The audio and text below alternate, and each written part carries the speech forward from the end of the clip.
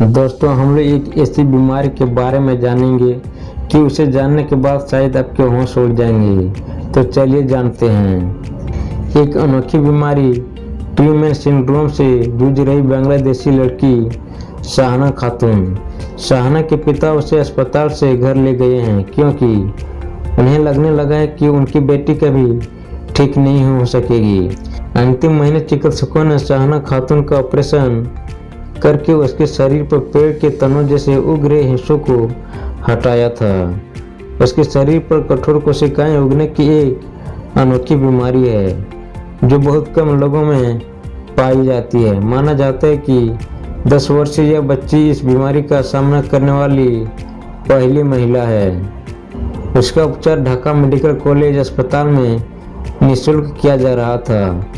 शुरुआती ऑपरेशन को डॉक्टरों ने सफल करार दिया था, परंतु शाहना के पिता मोहम्मद शाहजहां का कहना है कि इसके बाद से उनकी बच्ची की हालत और गंभीर हो गई है। शाहजहां के अनुसार डॉक्टरों ने उनकी बेटी के शरीर पर उग रहे तने जैसे हिस्सों को हटा दिया, लेकिन इसके बाद वे दोबारा उग आई और अब की बार वे ज़्यादा मोटे और मजबूत है। वह कहते हैं, मैं भयभीत हूँ। डॉक्टरों का कहना है कि मेरी बेटी 8 से 10 और ऑपरेशन करवाने होंगे, लेकिन क्या गारंटी है कि इनके बाद उसकी बीमारी दूर हो जाएगी।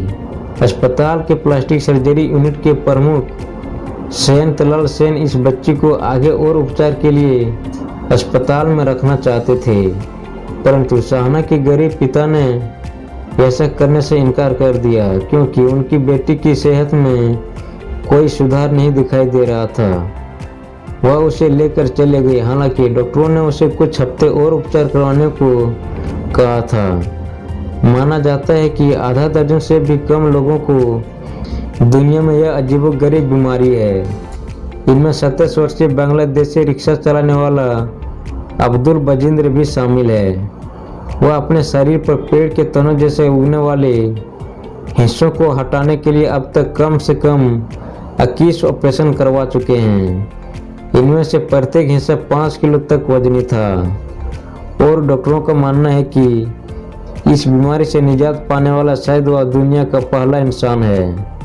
वहीं शाहना के पिता का कहना है कि अपनी बेटी का उपचार करवाने के लिए उन्हें वित्तीय संघर्ष से भी 2-4 होना पड़ रहा है।